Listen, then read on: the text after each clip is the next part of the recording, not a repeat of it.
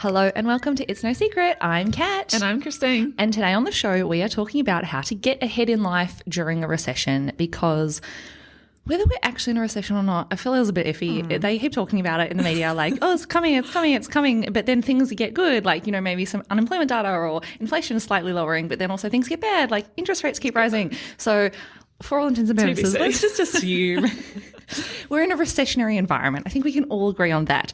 And of course, you know, there are a lot of, as I said at the start, quite negative headlines going around, doing the rounds at the moment, making us feel a little bit panicked about life being expensive, things hard to achieve. You know, a few crazy stats about us being less wealthy in New Zealand, you know, the kind of net worth position of Kiwis falling, all that type of stuff. So how bad is it really? And if you are starting to read some of these headlines and feel potentially a little bit stressed out, what are the things that we can do to actually combat that, to make sure that we are still moving forward and getting ahead in our financial lives? So, Christine, question to you. Do you feel like you're currently stalling, getting ahead, or going backwards? I think we're probably in between stalling and getting ahead. So I wouldn't say we're progressing as fast as we want to be, but we're not going backwards, which is very good place to be, I feel. Yeah. Excellent. Yeah. Excellent. I feel pretty much the same. I don't think we're getting ahead, although we'll talk about some things that we've done to try and help us feel like we're getting ahead, because oftentimes optics in these situations are everything, right? It's more about how you feel and making sure that you are still working towards some of the things that make you feel like you're making momentum, because I think everyone hates the feeling of like feeling stagnant. Yeah. You know, yeah, I think if you're going backwards, it's a little bit easier to identify that. And then you kind of maybe know, you know, granted, I feel like going backwards is not a fun position to be in either, but you kind of know if you are going backwards, what are the things that you need to maybe work on? Whereas when you're stagnant, it's like, oh, where do I start? I also think when you're going backwards, it's like panic, need to get into a better position. Yes. When you're stagnant, you're like, oh, I could stay here. Like, it's okay. Yeah, it's okay. Something will come along that maybe will help this out. Like maybe, you know, things like inflation will reduce and then interest rates will reduce, and then, you know, my mortgage or debts will be a bit cheaper or whatever it might be. And it's like, buy more food. Yeah. It's not as expensive. Exactly. Yeah. So, yes.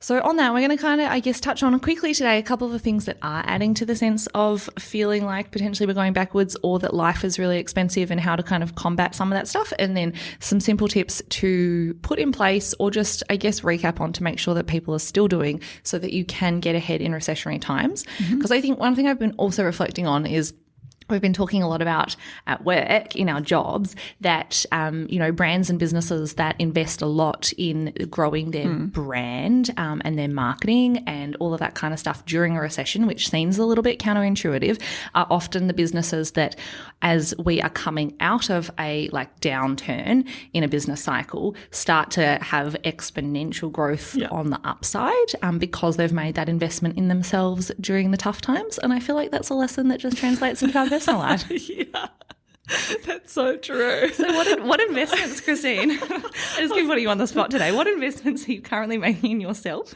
Oh, in myself. So for your financial future, I guess. Oh, yeah. Okay. Money steps. Currently, I'm very focused on rebuilding my emergency fund. So nice. We drained that to invest in private equity and still really haven't recovered. And so that's why, it can feel like, oh, well, we just managed to build this up and now we're like back to square one kind of thing. When really, actually, when you look at that objectively, we've put that money to work. So it's progressing forward. So we're both, Ollie and I, are very focused on that. And then once we hit that point, we just want to start to save, but like also earn money off that money while it's saved. So, you know, put it in a cash fund or you know, take advantage of the high interest rates and things like that. Well, I was going to say current interest rates, at least the positive of saving or rebuilding an emergency account is you feel like, I'm actually getting something on this. This is great. Even leaving it in like Notice Saver or a cash fund, you can be getting upwards of 5% now. Yeah, exactly. And I was talking to Ollie this morning and he was saying that a hack that he's done is made sure that he is with the right, or the bank account that gives the highest return for his emergency fund. So he moved, I think it was from Westpac to Kiwi Bank. I think Kiwi Bank has a really good rate. Okay. Yeah, so hot tip. Have a little look around in that Yeah. space. Yeah, but what Nice. about you? Because I know what you're going to say, and I think I want to emulate this, so I'm What excited. am I going to say? About the investing for Lily. Oh, okay. Yes. No, okay. So, yes, I mean, okay, this has been a good life lesson. So this would be my first overall tip, I think, for making sure that you're still getting ahead during recession. And that is just eating some humble pie. So long story short, you know, everyone sets out with grand intentions to invest a certain amount or save a certain amount, right? And when we're in a position that we currently are, i.e., you know, everyone's cost of living is increasing, particularly if you have a mortgage. That's absolutely happened for us. Our mortgage is going to increase even further when it comes off its current fixed rate in September. So we've just had to be really realistic about how much we can regularly invest into Lily's portfolio, so for our daughter, and also our portfolio or savings.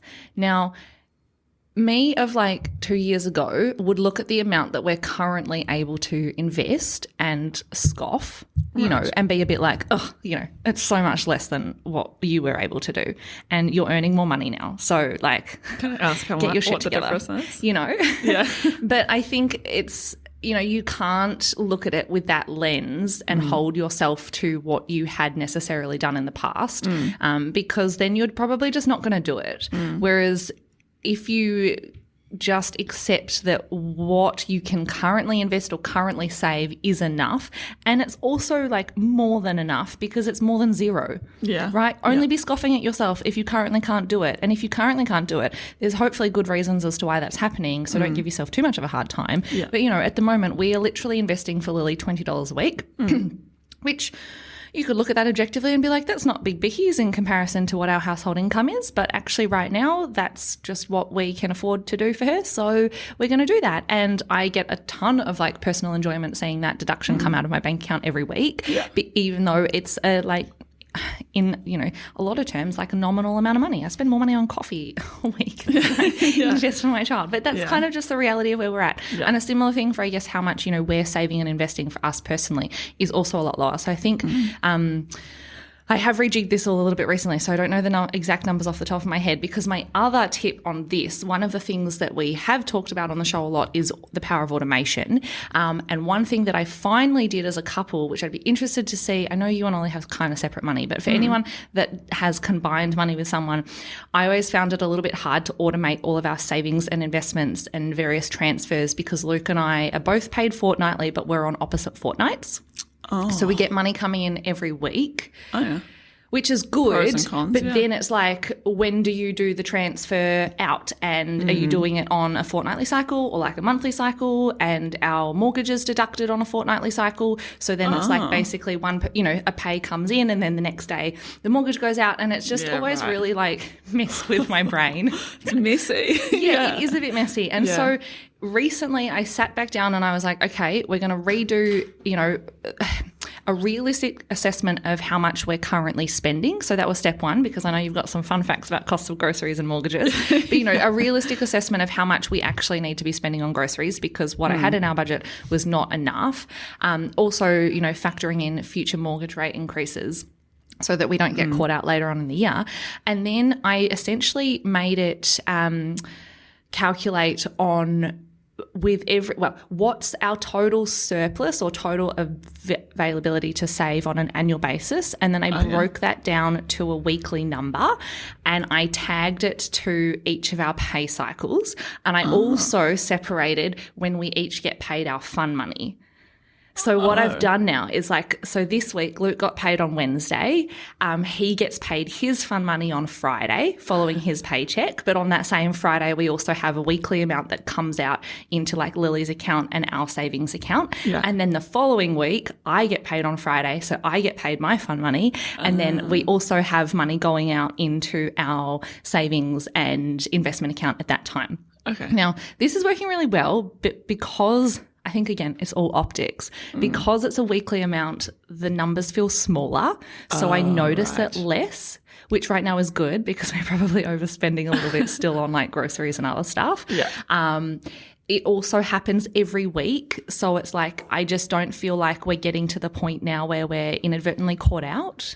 because it's too much. Yeah, right. So it's not like a monthly massive sum that because we've been in that behavior before, right? Where it's like you get paid, you take out your $500 for the month, and then you try and like live off the rest for the next 3 weeks, and it feels a bit stressful, and sometimes you bring that money back out of your savings. So I noticed doing smaller amounts more frequently and immediately tied to each of our paid cycles has resulted so far, we've been doing this for a couple of months now, has resulted in us dipping into our savings much less than we had been. So prior, we were just kind of throwing lumps into our savings basically at the end of every month. But then, of course, there were, the $200 or $300 withdrawals back into our everyday account to help us fund living expenses. And that was the sign for me that I was like, this savings plan is not working.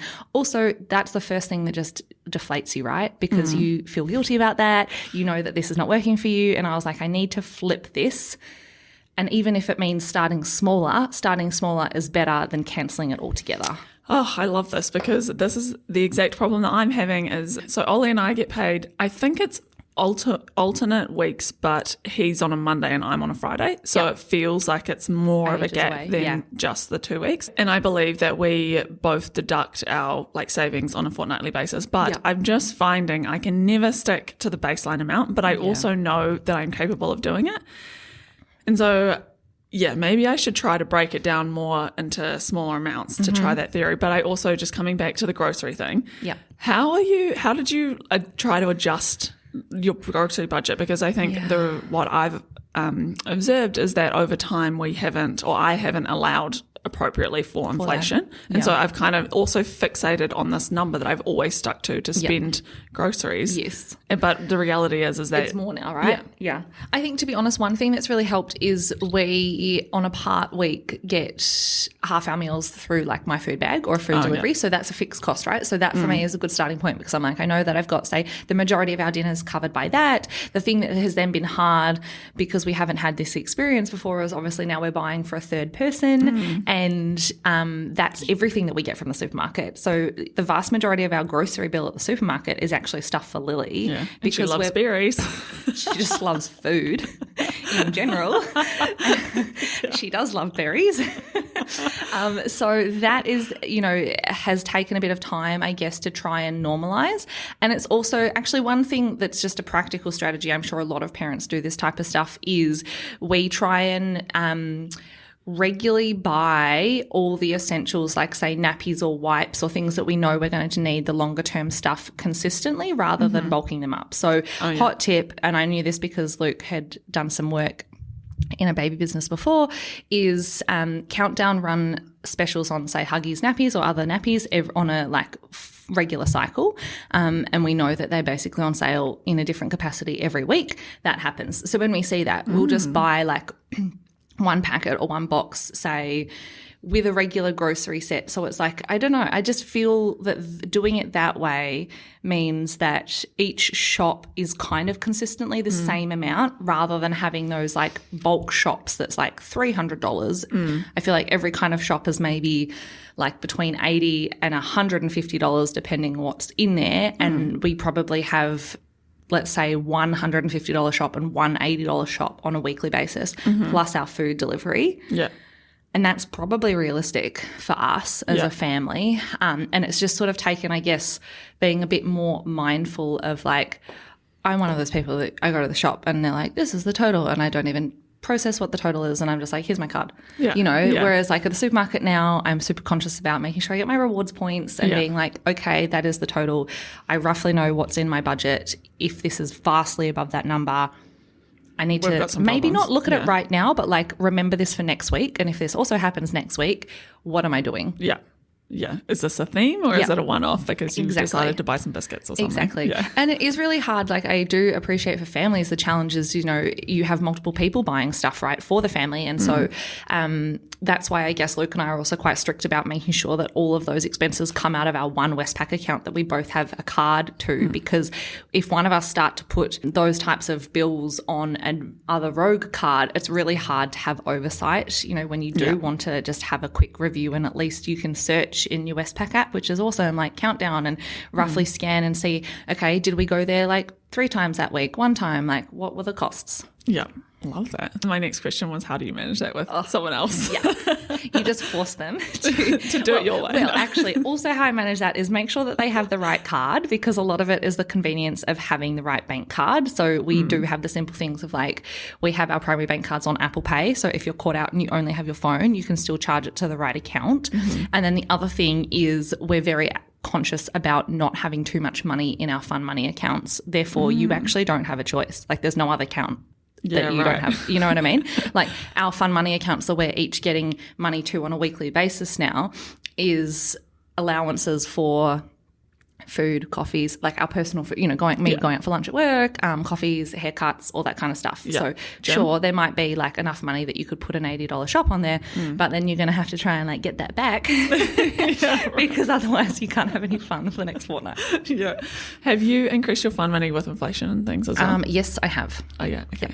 I have. I was a bit more realistic about that too. Oh, yeah, okay. And for all the women in the podcast, Luke and I have different amounts of fun money because it does include things like haircuts, and everyone will know that things for women often cost more than things for men. And so if that's your situation, all power to you. You should definitely have more fun money. Yeah, I'm so here for that I pay for skincare. He does not.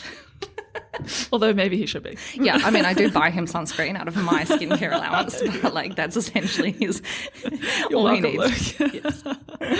So yes. Oh, I love that. Hit us with some facts, Christine. Some facts. Okay, so like, is it as bad as it feels? Is it as bad as the media is making it out to be? Yes and no. Okay. Yeah. Tell I'm me. going to middleman it because I'm never firm on one side, it seems. She's got commitment issues. Yeah, literally. Okay, so definitely went on a bit of a fact-finding mission for this episode because there is a lot of new stats and things that have been released in the media over the even just the last week or so, really, around the cost of groceries and mortgages and things. So I'm going to rattle off some stats. So this one Herald article in particular highlighted some new research done by CanStar, which revealed that a survey of roughly 20,000 people between February 2021 and January 2023 said that 24% of them said that the price of food was the biggest worry that they had at the moment, which is up 11% from 2021. Yeah. So, and that outranked the prior biggest worry, which I believe was like debt or mortgages. So people used to be more concerned about their debt, and now they're actually overweight, more concerned about food, which is stressful because I guess we all have to eat. And I know we also do have to live, but yes. Well, yeah. It does make you think what are the non-negotiables to survive as a human, right? You do need shelter in some form. And you do need food. Yeah, and water and things like that. So the price of house was the biggest worry for only 5% of people, down from 10% 2 years ago. So I guess when you think also about where we were 2 years ago, kind of the peak of the market really, or house prices were crazy and they have dropped off a little bit. So maybe that's a factor. And then what else? Oh, Kiwis in the region, women and those with incomes of between 30,000 and 80,000 were the most worried. So Taranaki residents were the most concerned, with 40% citing the cost of groceries as their biggest worry. Wow. Yeah. Yeah. I found that quite interesting, that Taranaki in particular. I have no idea as to why, but that are rural, maybe it's the transport cost to get the food there.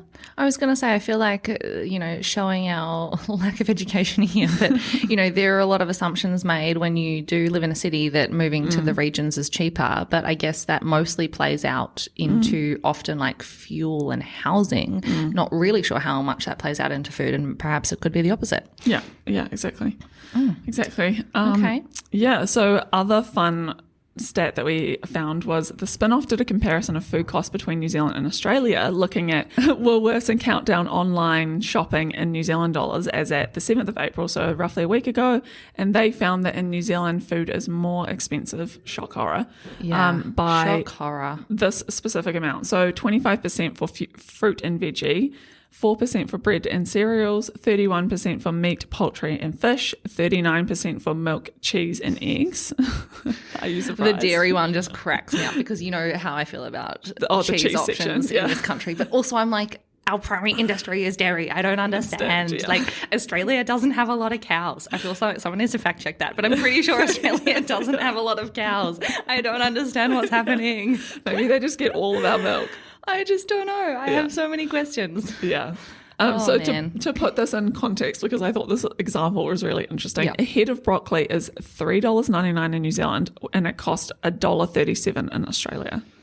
Yeah. That is My parents have crazy. this reckoning coming to them again because they're coming over soon, and every time we have the complaints about how much food is. Yeah, I just think I think it's as well ridiculous. because there's this expectation, well, there's this understanding that the Australian dollar is stronger than the New Zealand dollar. They, a lot of Australians, if they holiday here or come here to visit, they're like, oh, it's going to be fine. Like because of the exchange rate, it'll be on par or I'll be better off. And then they're like, holy smokes, like your country is so expensive. I'm like, Everything. yes. Hello. Petrol. Yeah. You'll be walking. Yeah. How about a bike? Yeah. Yes. Okay. So, I mean, points there for Australia. Yeah, exactly. But I think the key part here that they found was that food has risen at the same rate across both of the countries from September 2017 to January 24. Yeah.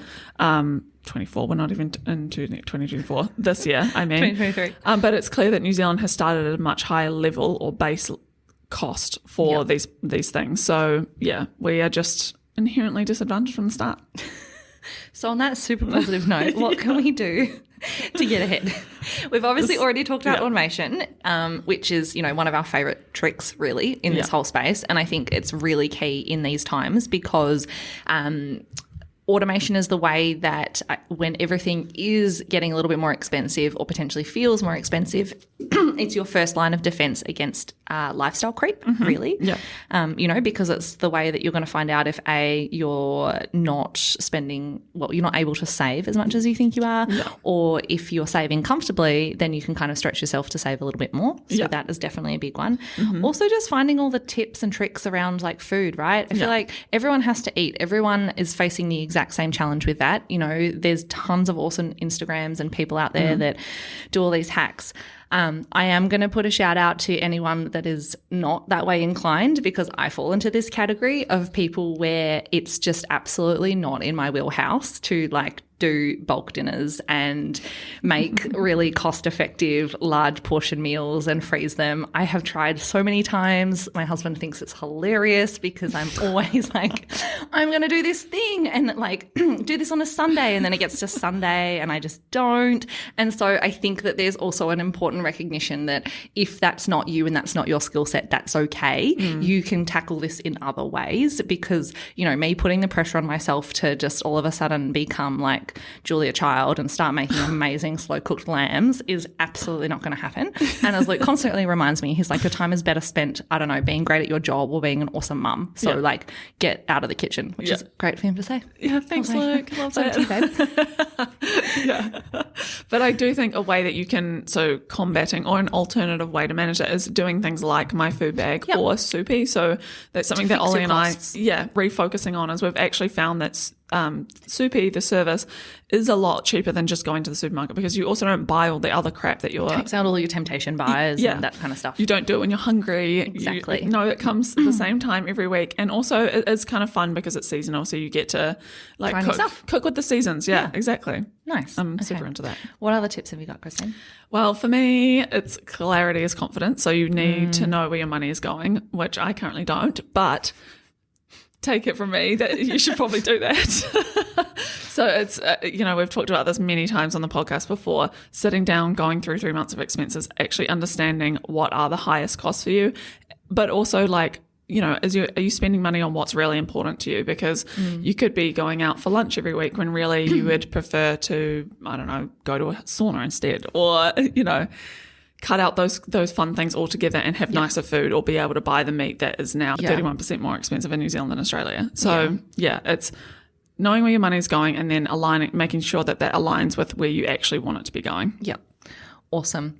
And then, there are all the little regular tricks that we talk about, just being really aware of what, debt levels you currently have, not putting your head in the sand if that's something that you're relying on. And then the other thing I think that's important about being able to avoid debt in the first place that we haven't touched on, and I know we're running out of time, so I'm going to talk about really quickly, is making sure that you're just being realistic with yourself. And I did have a little story to tell on this because we were talking about it yesterday of this year my husband turns 40 and he literally has has like all the ideas. He wants to do all the things. Every day he's like, okay, this is what I want to do for my 40th. And we've gone from like having parties through to overseas holidays, through to more overseas holidays, through to him doing a triathlon, which sounds like it doesn't cost a lot of money, but like entries to races are like $500, and that also requires him to get a new bike, which is like $3,000. And I'm like, all of a sudden everything is really expensive and you can't do all the things. And so we've been having to have the hard and realistic conversations of things like, there are milestones that are going to come up this year that are important for us, but the reality is we probably can't spend money on some of those things in the way that we would potentially like to. Is it a deal breaker whether we do that this year or not? No, it's not. And you know what? Like, let's, for the birthday example, celebrate your birthday in a way that's actually meaningful and special. And if the thing that is most important to you is, say, going on a holiday, let's put that in planning and do that next year. Because, you know, when you're on your deathbed, you're not going to care or remember whether or not you had your 40th birthday holiday in the year you turned 41 or the year you turned 40. Yeah. You know, it's more about doing it in the way that they want. And so, just having that readjustment of your expectations and goals is important, because as we talk a lot about, like, a year is not a long time. No. And if you need to delay something because right now it's unachievable, that's fine. You'll still get there. Yeah, love that. Reality is key. Yeah. I have another story, but I'll save it for another day. Save it for another day, which means you have to come back next week and hear Christine's stories. It involves cabins. Wonderful. Can't wait to hear it. Well, thank you for listening today. Hope there were some, I guess, helpful tips to empower everyone to get ahead in this current challenging time. Just remember that any progress is good progress, and, you know, no one's here to judge or say that you need to do a certain thing in a certain way. So take what you can, and we will hopefully see you next Tuesday. If you want to hit us up on the gram at It's No Secret NZ, and we will chat to you soon. Bye.